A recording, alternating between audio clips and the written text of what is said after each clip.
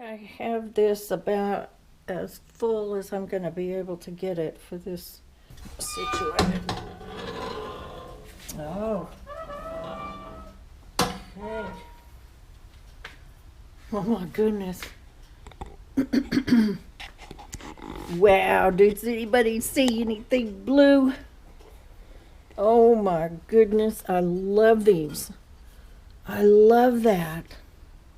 So thrilled with this yarn, I guess yarn bowl, yarn vase. That is so pretty, and I just love it. And I think I'm gonna keep this for myself because I absolutely love it. This is the Stack and Throw. This is a vase from the Stack and Throw video that I did, and it's been a long time. I avoided firing these because, let's see, both of them, this one is pretty too. Now this one is probably going to be more like a flower vase because, let's see if I can get that situated there, because this, you have to thread the, if you're going to use this for yarn, you have to thread the thread through here. Let's say that real fast. So this is probably better, even the shape is a little more conducive to putting flowers in it. So that's probably what will happen to this, and this probably will be for sale. But these two I did on that Stack and Throw video. So if you want to see how this is made, and this one too, you can watch that video, and maybe I'll put that on the end screen or in one of the cards or something. So out of this batch, most of it is blue. Here's just a tiny little vase. And most of it's on speckled clay. I think I may have a couple of things that were not on speckled clay. This is kind of weird. I think this is the third time I fired this. And the first time I didn't like it. It was kind of I'm gonna get where the sun shines on that a little bit, or the light from the window. It was beige, it was some color, and then it was beige, kind of yucky, nondescript. It may have just kind of been the color of the clay. And this is not speckled clay, but I put sea mist over that beige, and in some spots it's got a kind of it kind of ran in random places, and it has this opal appearance because of some of it is transparent, and in some places the blue shows through, and then it'll be a greenish color, and then it'll be sort of transparent, and there'll be some other color showing through. But it really does look opalescent, and I didn't do that on purpose because I don't really know how it happened. But anyway, that's a third fire. I'm not sure if I would do it again, but if I had nothing to lose and it was ugly, then I wouldn't hesitate. Boy, you can see that opalescence inside there. Let me take it over to the window.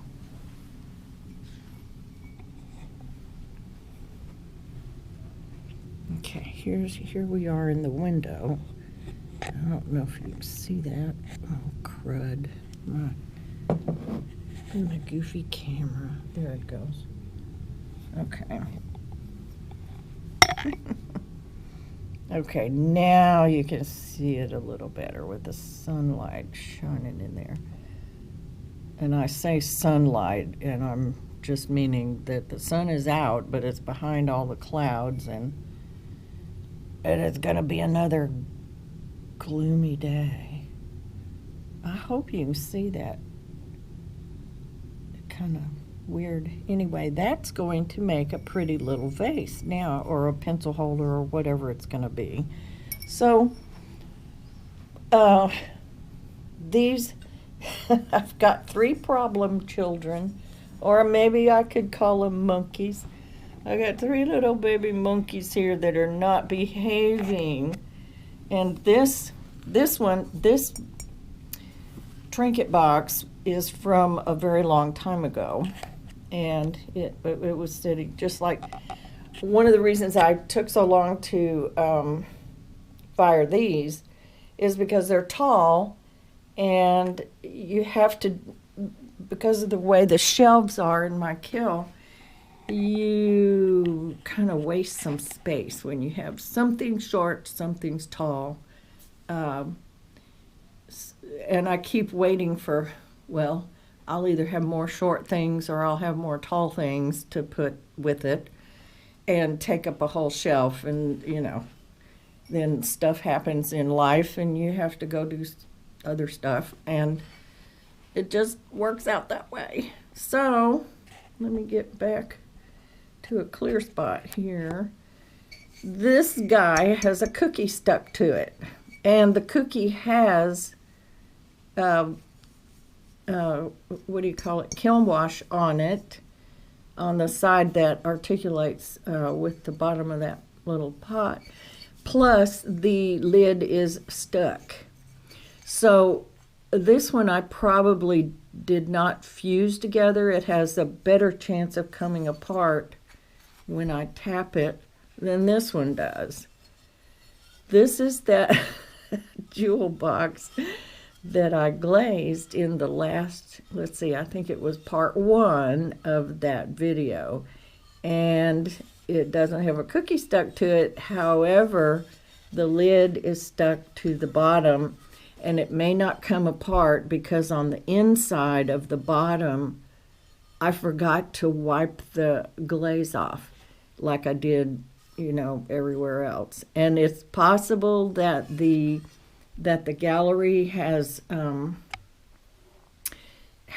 enough of a V shape on the top part. It may be shoved in enough to let go. I kind of doubt it.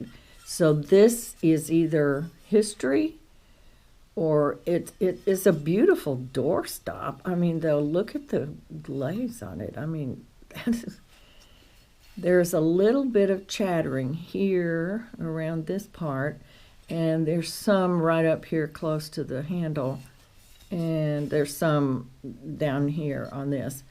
And that worked out real well. I think I need to make the chattering deeper. This was probably too dry to get the chattering very deep when I did it. So we're going to hammer that. What else? Oh, okay, here's another cookie. I only had 3 problem children. Here's another one with a cookie stuck to it.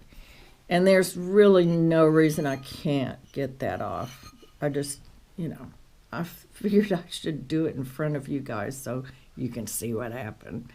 But this is a really good example of the, you can't say naked on YouTube. You can't use the word bare, because when I was doing the titles for the other 2 videos, I wanted to call this a bare naked rim, or a naked rim, or a bare rim, B-A-R-E. So then, and I probably used those words in the description of it when I was publishing it. And so then I got a message from YouTube that I would not be able to do my normal customized thumbnail because of the I hadn't followed the guidelines or something to that effect. And so they're just, I mean, they have appropriated, the bad people, I guess, have appropriated all the bad all the words in the English language, and now you have to get in that mindset to edit your own material, or you'll be censored for something you just don't even understand what you've done wrong, or what was against the community guidelines. Excuse me. And so there we go. I don't know what the solution is, but there are more and more words that you cannot use on YouTube, and it is frustrating because there are certain words that you just need to be able to use. And when I was doing videos when I first got that new kiln, in describing some of the stuff on that, I remember having a dickens of a time and getting demonetized because of the words that I used describing the kiln. So it's just bizarre these days. I mean, it is really. But let me show you the rest of the group that came out. I haven't sanded this yet, but I probably will. It's a little bit rough because it's a speckle clay. If this was porcelain or just a regular buff clay that didn't have specks in it, this would probably be coming out really smooth. But there's no glaze on it. There's no reason why I can't smooth that off and it'll be just barely with some fine sandpaper to smooth that off. But all of these, I think this whole group, I may have some over there that have glaze on the rim. Let's see.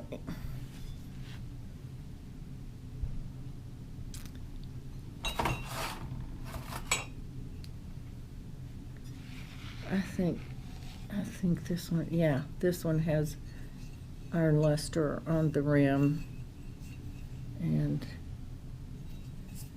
it looks real nice. I don't have anything against the stuff on the rim. It's oh wait, that's smoky merlot right there. That's not copper float. This is a whole different group. I had a bunch of them that were already glazed before I started on this particular group. And here's one that is it's sea mist on the outside and the inside with a bare rim, and that's kind of neat like that. I'm gonna line up my handles in a minute and show you. I've been experimenting with different shapes, different profiles, and because when I figure out which one I like the best, I'm going to stick with it for a while, I think, and that ought to help speed my production up. I just get so wound up on the small things, you know. Anyway, I'm a perfectionist and a detail person, and I don't know, I have no excuse. Well, that's my excuse. I love this. Look at those little dot thingies on the inside. See the little spots on the inside, the pattern? And it's that way because of those impressions that are on the outside. So this is Smoky Merlot, speckle clay, Smoky Merlot. It is, oh, and by the way, this is spectacular clay because I totally am happy with the way they're doing it now. And that is probably iron luster around the rim. So that's a pretty neat cup. This happens to be a pretty large one. Let's see, here's one with copper float on the outside, and it also has, that's what iron luster does with a little bit of a soak at the end of the fire of a cone 6 fire. It came out really smooth and just right up around the rim. And so that's kind of weird. I mean, that is slick up there, as opposed to kind of a matte finish on the copper float. Interesting. That was, I didn't do that on purpose either. Here is something that's kind of a do-over. Well, it is a do-over, not kind of. It either is or isn't, but it is. So this is some kind of drain thing. This could be for toothbrushes, or it could be for silverware in the kitchen. Probably not very tall, so mostly toothbrushes I think would work in that. And so anyway, I don't probably need to show you all of these mugs, but they are copper float, almost all of them. Here's a good example of that, the way the sheen around the top, that's iron luster that happened and got mixed with the over the copper float. It just got really, really shiny, whereas most of it does that. So, but it's the difference between the copper float and the smoky merlot that's doing that. So there's another one. Look at that. This one ran more. It's pretty. And so here are some bowls. The big bowls, there are sets in here, but the big bowls are in the kiln now. So let's give it a try. Let's do, notice I moved that great big yarn bowl. And you know why? Because I do not want to have anything fly off. That sounded good. Okay, that came off easy peasy. Okay, may they all be that way. So there's one that goes to one of the big, there's a big one. There are a bunch of big ones in the kiln, and some of them make, with the others, make a set. Okay, let's see if we can do this one without. This is a wooden hammer, so don't try. I guess you probably could use a rubber mallet. I have one of those as well, and sometimes I have tried that. I haven't been very successful with it. It has something to do with the resonance, I think, of separating the material. It's the sound that this makes. Instead of a thud delivering some real strong force, I think this has something to do with the bounce and the noise that it makes. You can tell by it's stuck more on this side than it is over here, because listen.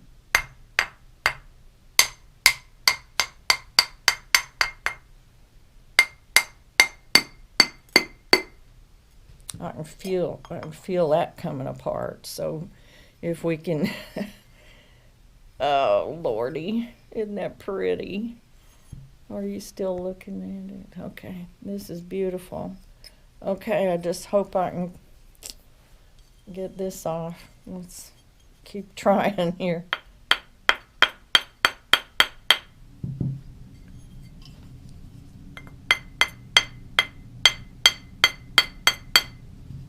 I hate to get too forceful with it.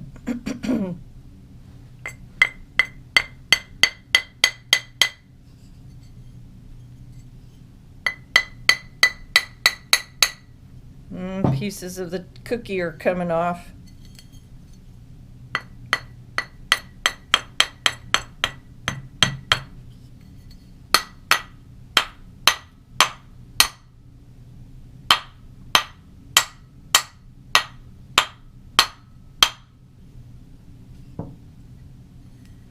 Boy, that is not moving. I just don't like that at all.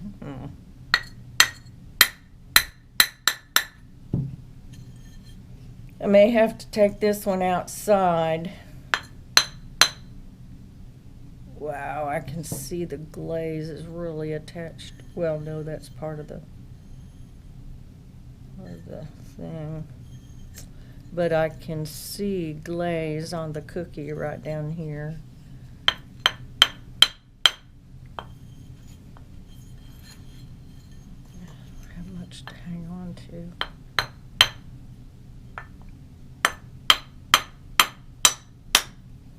Yep.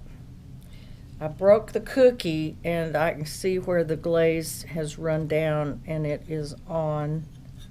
And so that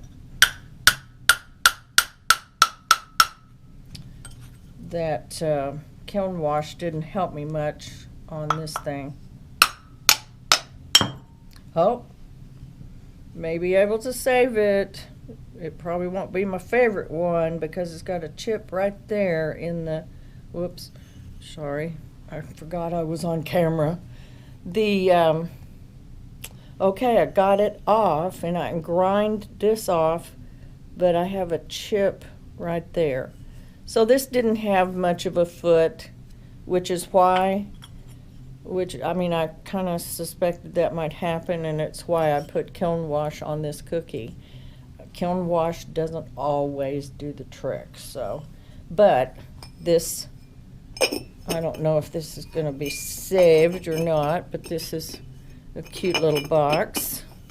I can put that in the damaged or seconds, or I can just keep it myself or something. So it may be a keeper, and it may be end up being tossed. We'll see. Okay, now to my big faux pas, which was this one right here, because I was just glazing that thing on that video, and then when I was making the second video, I realized, oh my God, I've got those in the kiln and it's running, and I forgot to, anyway, this may not work. So let's find out. So first, I'm gonna go around the edge, and I'm hammering right on that seam. I'm listening. I'm trying to hear the sound of where it might be the most stuck. Least stuck right there.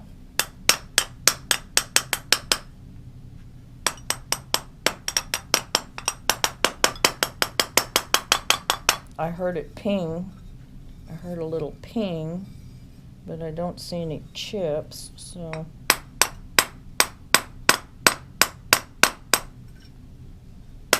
So you start out with little baby taps, and then if it doesn't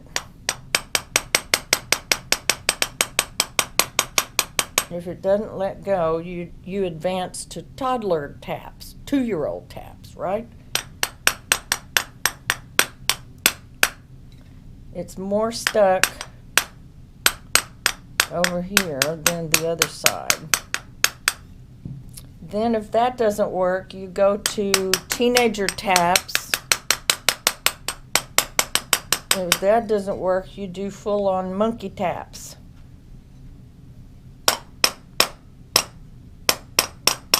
See, you can tell by the sound of that it's more stuck over here.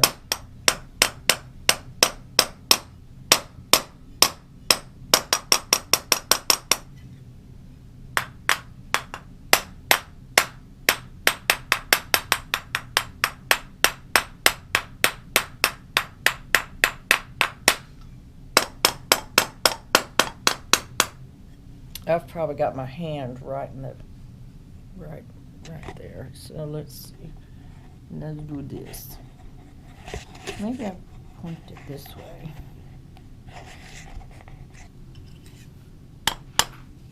Back it up just a bit.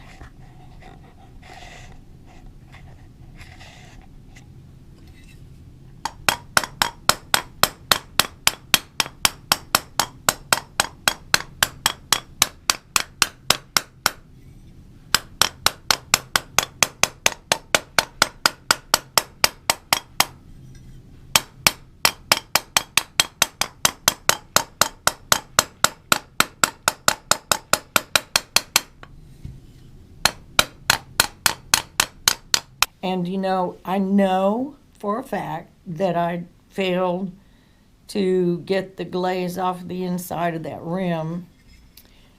So what I should have done is, let's see what I can look. So what I should have done on the inside of that, when I had it out the other day, I'll use this as a better example, is I had the glaze up to the rim. And I made a point, I can't believe I made a point of showing that, but I should have taken the sponge and wiped off about maybe 1/4 of an inch of the glaze around there, and then put the lid on to fire it. So, you know, we all make mistakes, and you just have to move on from it. I mean, I'm really sad that this isn't going to work, but it does make a pretty doorstop. Okay, I'm going to line up my mugs now and show you the profiles, because we're going to give up on this. I like it better as a doorstop, and it's a good example for students as to what can happen when you don't remove the glaze from the rim.